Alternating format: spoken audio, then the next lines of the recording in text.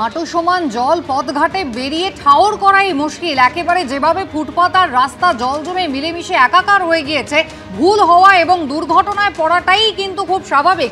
আমি সরাসরি আপনাদের বালিগঞ্জ ফাঁড়িতে নিয়ে যাব। বালিগঞ্জ ফাঁড়িতে এই মুহূর্তে অনির্বাণ বিশ্বাস রয়েছেন আমাদের সঙ্গে। গতকাল থেকে অনির্বাণ, বালিগঞ্জ ফাঁড়ি কিন্তু আর এখন রাস্তা নেই, রাজপথ বলার কোনো অবকাশই নেই, তার কারণ একেবারে নদী হয়ে গিয়েছে। বেলা বাড়ছে, একটার পর একটা বাস খারাপ হয়ে যাচ্ছে এরকম একটা গুরুত্বপূর্ণ অংশে। কি অবস্থা যান চলাচলে? কুসুমিতা, তোমাকে প্রথমেই জানিয়ে রাখবো যে গতকালকের বৃষ্টির পর থেকে সত্যিই বালিগঞ্জ ফাঁড়ি আর রাস্তা ছিল না, সেটা নদীতে পরিণত হয়েছিল এবং যে সমস্ত চার চাকার গাড়ি সেগুলো নৌকায় পরিণত হয়েছিল। তুমি দেখতেই পাচ্ছ যে এখনো পর্যন্ত রাস্তার মাঝখানে কিন্তু সারি সারি হয় বাস দাঁড়িয়ে রয়েছে অথবা এরকম গাড়ি দাঁড়িয়ে রয়েছে, যেগুলো খারাপ অবস্থায় রয়েছে। কলকাতা পুলিশের সাউথ ইস্ট ট্রাফিক গার্ডের তরফ থেকে এই মুহূর্তে একটি রেকার ভ্যানকে জোগাড় করা হয়েছে। মূলত বাসগুলিকে আগে সরানোর চেষ্টা করা হচ্ছে, কারণ বালিগঞ্জ ফাঁড়িতে সকাল 9টা মানে অত্যন্ত ব্যস্ত সময়, তীব্র যানজট শুরু হয়ে গিয়েছে। একদিকে রাস্তায় কোথাও কোথাও 1.5 ফুট 2 ফুট জল রয়েছে এবং তার মধ্যে এরকম রাস্তায় জুড়ে খারাপ হয়ে রয়েছে একের পর এক গাড়ি। আমার ক্যামেরা পাশে ছাত্রদত্ত দেখাচ্ছে যতদূর পর্যন্ত ক্যামেরা লেন্সে দেখানো সম্ভব দূর পর্যন্ত কিন্তু গাড়ির যানজট তৈরি হয়ে যাচ্ছে, শুধুমাত্র খারাপ গাড়িগুলো রাস্তার মাঝখানে দাঁড়িয়ে থাকার জন্য। এবং তার পাশাপাশি গাড়ি চালাচ্ছেন যারা, তাদের একটা প্রবণতা থাকে যে রাস্তায় জল থাকলে রাস্তার ডান দিক চেপে চালানো। স্বাভাবিকভাবে একটা ফানেলের মতো সিস্টেম হয়ে যাচ্ছে গোটা বালিগঞ্জ ফাঁড়িটায় এবং এই কারণেই কিন্তু রাস্তা অত্যন্ত মন্থর গতিতে চলছে এবং এর যে এফেক্ট কিন্তু পড়ছে গোলপাট থেকে শুরু করে যাদবপুর পর্যন্ত। স্বাভাবিকভাবে এই বালিগঞ্জ ফাঁড়ি অত্যন্ত গুরুত্বপূর্ণ একটি রাস্তা, যেটা কিন্তু অফিস টাইমে প্রচণ্ড পরিমাণে ব্যস্ত থাকে। সেই জায়গায় কিন্তু একটা দুর্বিষহ পরিস্থিতি, দুটি ফ্ল্যাঙ্কেই অসংখ্য গাড়ি খারাপ হয়ে দাঁড়িয়ে রয়েছে। সেই গাড়িগুলো এখন সরানোর কাজ শুরু করেছে কলকাতা পুলিশ। এর পাশাপাশি এখানকার আশপাশে বাসিন্দাদের পরিস্থিতির কথা তোমায় বলি যে ম্যান্ডেভিলা গার্ডেন থেকে শুরু করে একেবারে বালিগঞ্জ 6 বালিগঞ্জের যে রাস্তা, তার পাশে মার্লিন পার্ক, সর্বত্র কিন্তু প্রচুর পরিমাণে জল। কোথাও হাঁটু সমান জল, কোথাও থাই সমান জলও রয়েছে।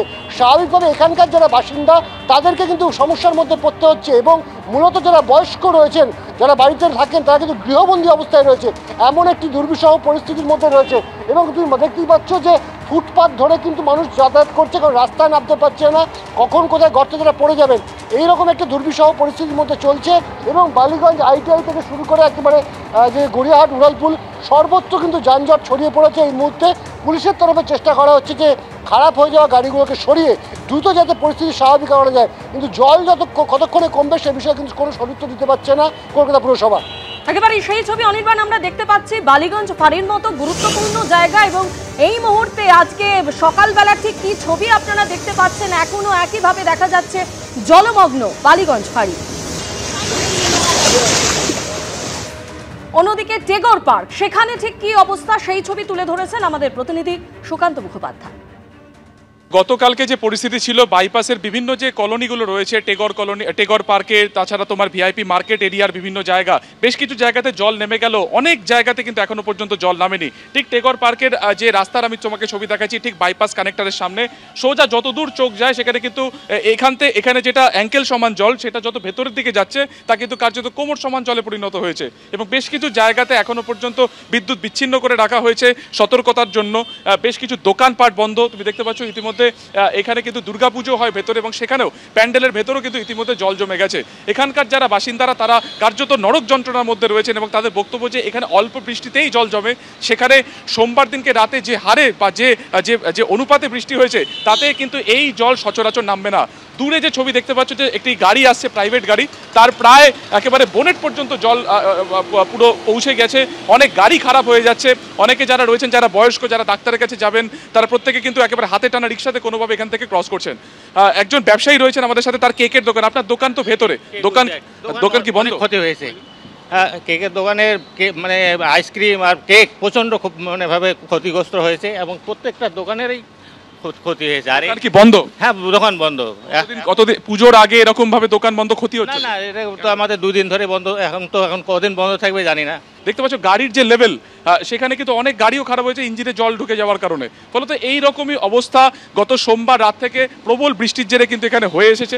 এবং কবে এই পরিস্থিতি স্বাভাবিক হবে, কবে এখানে জল নামবে, ভেতরে দুর্গাপুজো হয়, ফলে তো স্বাভাবিকভাবে এই যে গোটা কলোনি টেগর পার্কের তা কিন্তু এই মুহূর্তে জল যন্ত্রণার মধ্যে রয়েছে। কার্যত কথা বলাই যায় যে ছবি তুমি সরাসরি দেখতে পাচ্ছ এই মুহূর্তে বাইপাস কানেক্টরের এই যে রাস্তাগুলো সেখানে কিন্তু এই মুহূর্তে একই রকমভাবে জল জমে আছে, কিন্তু এখনো পর্যন্ত কোনো রকম পাম্প চালিয়ে সেই যে জল নিষ্কাশনের যে প্রসেস সেই প্রসেস কিন্তু ইতিমধ্যে এখনো পর্যন্ত শুরু করা যায়নি বিগত 48 ঘন্টাতে। ফলত ফের যে একটা নিম্নচাপের ভ্রুকুটি, ফের যে একটা অতিরিক্ত বৃষ্টিপাতের ভ্রুকুটি, তার ফলে এই জলের লেভেল পরবর্তীকালে কবে কতটা ওঠে বা কবে নামে সেটা নিয়ে কিন্তু একটা বড়সড় প্রশ্ন তুলছেন এলাকাবাসী।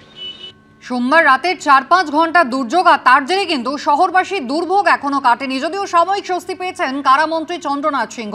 গতকাল রায়দান হয়নি, আজ আদালতে বিচারক রায়দান করবেন। সোমবার রাতের বৃষ্টি মঙ্গলবার দিনভর ভুগিয়েছে সাধারণ মানুষকে।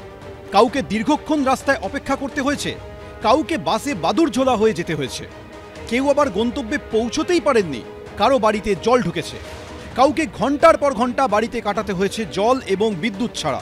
তবে চারিদিকে যখন শুধু দুর্ভোগ আর দুর্ভোগ, তখন এই বৃষ্টি অন্তত একটা মানুষকে একদিনের জন্য স্বস্তি দিয়েছে। তিনি তৃণমূল বিধায়ক এবং রাজ্যের কারামন্ত্রী চন্দ্রনাথ সিংহ। মঙ্গলবারই আদালতে রায় ঘোষণার কথা ছিল যে তিনি ইডি হেফাজতে যাবেন নাকি বাইরেই থাকবেন, কিন্তু দুর্যোগের কারণে মঙ্গলবার বিচার ভবনে কোনো মামলা না করার সিদ্ধান্ত নেন আইনজীবীরা। এজলাসে বসেননি বিচারকও, ফলে এদিন রায় ঘোষণা হয়নি। চন্দ্রনাথ সিংহর ভাগ্যে কি রয়েছে তা জানা যাবে বুধবার। দুপুর 2টোয় রায় ঘোষণা করবেন বিচারক। এইসব লোককে হেফাজতে নিয়েই জিজ্ঞাসাবাদ করা উচিত, কারণ উনি যে টাকা তুলেছেন কার নির্দেশে তুলেছেন? উনি তো শিক্ষা দপ্তরের কেউ নয়, উনি এসএসসিরও কেউ নয়। তা উনি টাকাটা তুলেছেন কেন, চাকরি দিয়েছেন কেন, কী করে? ওনার মাথায় কার হাত আছে? ভাইপোর হাত না পিসির হাত না কেষ্টমণ্ডলের হাত? এটা তো জানতে চায় পাবলিক। অতএব ওকে হেফাজতে না নিলে উনি কেন বলবেন একথা? কার্যত বিজেপি যে বিচার ব্যবস্থাকে প্রভাবিত করতে চায়, আমরা বিচার ব্যবস্থার প্রতি শ্রদ্ধাশীল, কিন্তু বিজেপি যে বিচার ব্যবস্থাকে প্রভাবিত করতে চায় এই মন্তব্য আবারও সেটা বিজেপি নিজেই প্রমাণ করলো। এই উন্মাদের পাঠশালা, রোজ যে নিত্য নতুন নাটক দেখাচ্ছেন যারা অপোজিশন, যে হাস্যকর জায়গায় নিজের দলকে নিয়ে গেছেন। প্রাথমিক নিয়োগ দুর্নীতির চার্জশিটে মন্ত্রী চন্দ্রনাথ সিংহের বিরুদ্ধে প্রায় 13 কোটি টাকার বেআইনি লেনদেনের অভিযোগ করেছে ইডি। এ নিয়ে ইডির বিশেষ আদালতে শুনানি শেষ হয় শনিবার। শুনানিতে কারামন্ত্রীকে হেফাজতে নেওয়ার জন্য জোরালো সওয়াল করে এনফোর্সমেন্ট ডিরেক্টরেট। ইডির আইনজীবী দাবি করেন হেফাজতে নিয়ে জিজ্ঞাসাবাদ প্রয়োজন। যে নথি পাওয়া গেছে তা চন্দ্রনাথ সিংহকে হেফাজতে পাওয়ার জন্য যথেষ্ট। পাল্টা চন্দ্রনাথ সিংহর আইনজীবী দাবি করেন তদন্তের জন্য হেফাজতে নেওয়ার প্রয়োজন নেই। ইডি বেশ কিছু তথ্য চেয়েছিল যা কম সময়ে দেওয়া যায় না। এই তথ্য হাতের কাছে থাকে না। শেষ অবধি চন্দ্রনাথ সিংহর ভাগ্যে কি রয়েছে? ইডি কি তাকে হেফাজতে পাবে নাকি চন্দ্রনাথ বাইরে থাকবেন? জানা যাবে বুধবার দুপুরেই। পার্থপ্রতিম ঘোষ, আবির দত্ত, বিটন চক্রবর্তী, এবিপি আনন্দ। পুজোর আবহে বঙ্গ সফরে আসতে পারেন কেন্দ্রীয় স্বরাষ্ট্রমন্ত্রী অমিত শাহ। চতুর্থের দিন তার সম্ভাবনা রয়েছে কলকাতায় আসার। 3টি পুজোর উদ্বোধন করার কথাও রয়েছে কেন্দ্রীয় স্বরাষ্ট্রমন্ত্রী। সন্তোষ মিত্র স্কোয়ার, লেক অ্যাভিনিউয়ে সেবক সংঘের পুজোর উদ্বোধন করতে পারেন অমিত শাহ। ইজেডসিসির দুর্গাপুজোরও উদ্বোধন করার সম্ভাবনা রয়েছে কেন্দ্রীয় স্বরাষ্ট্রমন্ত্রী।